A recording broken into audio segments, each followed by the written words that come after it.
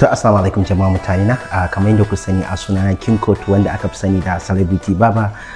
Kamar yadda kuke gani yau na samu bako wanda ya tattaki daga waje mai nisa ce a King Court yana da kyau haka in ziyarce ka. Ga takaice ne sunan ka kalli masu kallo. Sunana Usman. Okay, Usman. Amma an fi kira na da ɗan kaka. Okay, daga wani gari kake ne? To ni ainihin na Niger ne. Dan Niger ne kai? Amma mafi aksarin zama na Algeria ne. Ok, daga Niger din ka shigo Najeriya aske kuma daga Algeria din? To, daga Algeria nake.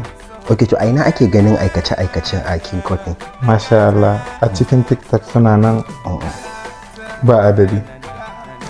To gashi mafarkin ka dream ɗinka ya cika yau ka haɗu da King Court kuma King Court ya yi ma abubuwan da yake wa celebrities. Me za ka ce wa mutane? Masha Allah al'umma. Ga King Court yana cikin Kano. Sunan wannan yankin nako?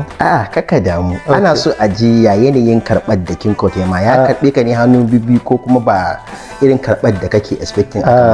Ya karɓe na hannu bibbi, gashi har ya mini aski kuma merci, ina godiya.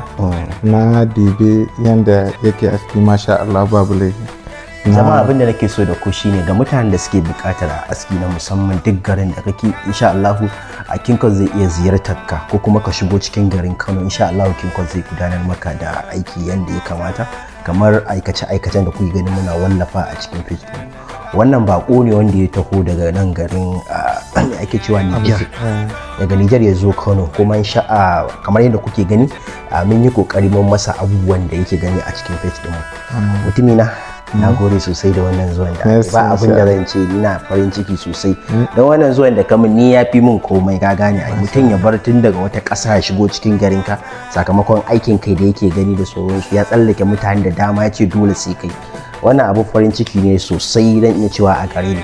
Akwai wa'anda suke da buƙatar ma mai ake ce masa irin irin wa'annan abubuwan da kuɗi ma ba sa samu, amma ubangiji zaɓe kai ma na abu ni'ima ce mai kyau da sauransu haka. Na gode sosai mutum ne. Merci, na gode sosai. Thank you, na gode sosai, thank you.